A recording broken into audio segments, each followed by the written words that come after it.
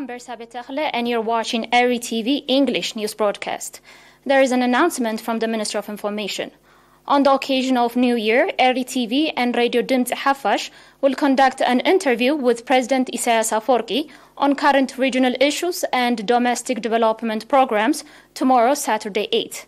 The interview will be broadcast through both media outlets at 8 p.m. local time. On this occasion, we wish you all a Merry Christmas and a Happy New Year. Let us start with the major headlines for today. 51 patients have been diagnosed positive for COVID-19 and tests is carried out today. Activity assessment meeting conducted in Central Region.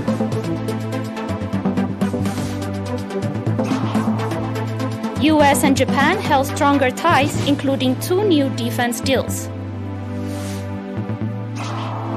And Russian troops deployed to Mali's Timbuktu after French exit. On the local news, we have an announcement from the Ministry of Health. 51 patients have been diagnosed positive for COVID-19 and tests carried out today at quarantine centers and testing stations in Asmara Central Region. Out of this, 1 patient is from quarantine center and 50 patients are from testing stations in Asmara Central Region. On the other hand, 38 patients who have been receiving medical treatment in hospitals in the Central Region have recovered fully and have been discharged from these facilities.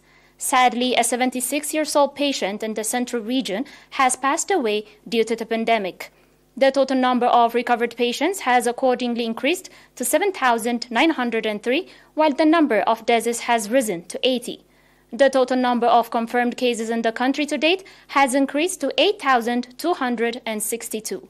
Ministry of Health, Asmara, January 7, 2022.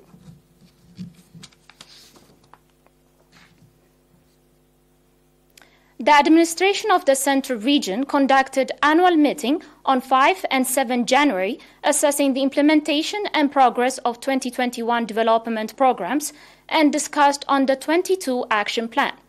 In an opening speech, Mr. Zeret Tawalda Birhan, Managing Director of the Central Region, indicating that the meeting was held with limited participation, respecting the guidelines issued to contain the spread of the COVID-19 pandemic, called on the participants to exert strong effort in the fight against the pandemic in their respective tasks and administrations. According to an activity report presented, the administration assessed that successful activities were conducted in the preservation and renovation of religious and historical sites, on researching and identification of infrastructures to be renovated and constructed, as well as on the supervision of the quality and implementation of development programs.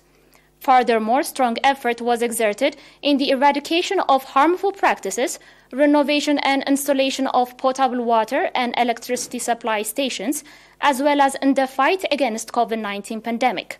However, more needs to be done in the alleviation of constraints being encountered in the education sector, the administration assessed. The participants conducted extensive discussion on the report presented and adopted various recommendations, including alleviation of challenges encountered in health facilities, introduction of strict measures in the prevention of the COVID-19 pandemic, as well as alleviation of transport in rural areas. At the conclusion of the meeting, the Governor of the Central Region, Mr. Fisahaye Haile, called on administrators to strengthen participation in increasing regional revenue, undertaking strict COVID-19 preventive measures, as well as strengthening forestation programs. In an annual activity assessment meeting conducted on 4 and 5 January, the National Union of Eritrean Youth and Students assessed the progress of the implementation of 2021 programs and charted out new strategic work plan. In its meeting, the National Union of Eritrean Youth and Students stated that youth branches in schools and colleges exerted effective work in organizing awareness-raising campaigns, seminars, and trainings. Participants discussed on the activity reports presented and adopted various recommendations.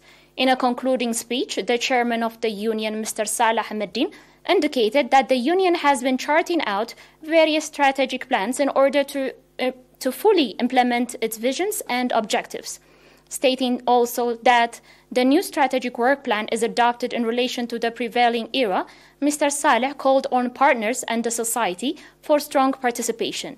In a speech presented, the head of the political affairs of the PFDJ, Mr. Yamana Gabrab, indicated that reinforcing bilateral and regional relations with neighboring countries is one of the biggest programs of the 2022 and called on the Union to prioritize and organize its programs in a view of strengthening its relations with youth organizations in the Horn of Africa.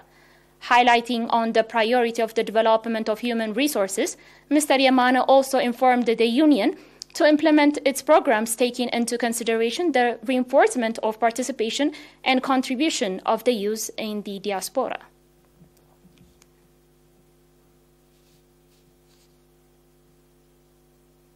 Coming up is international news after the short break.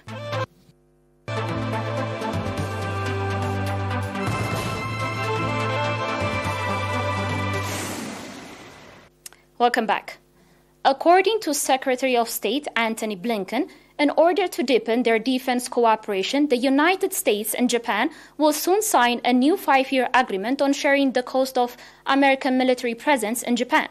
Speaking at the outset of virtual conference between the U.S. and Japanese foreign and defense ministers, Blinken said Tokyo and Washington also will sign a deal on collaborating more closely in research and development of defense-related technologies, including ways to counter threat from hypersonic weapons.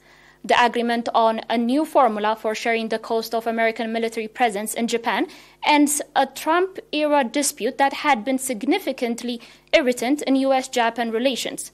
Blinken said the new deal will enable greater investment in the readiness of both countries' forces and improve their ability to operate together.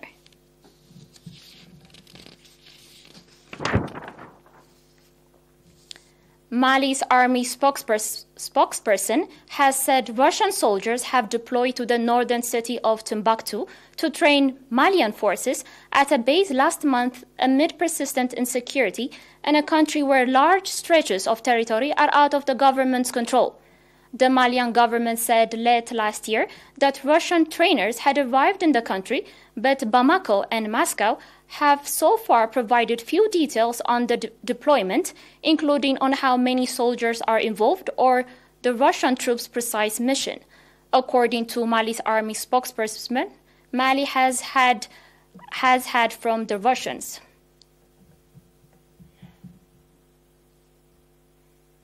And now a reminder of today's major headlines.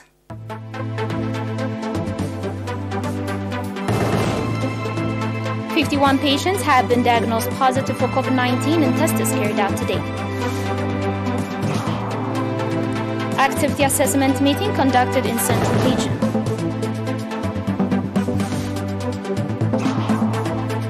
U.S. and Japan held stronger ties, including 2 new defense deals. And Russian troops deployed to Mali's Timbuktu after French exit.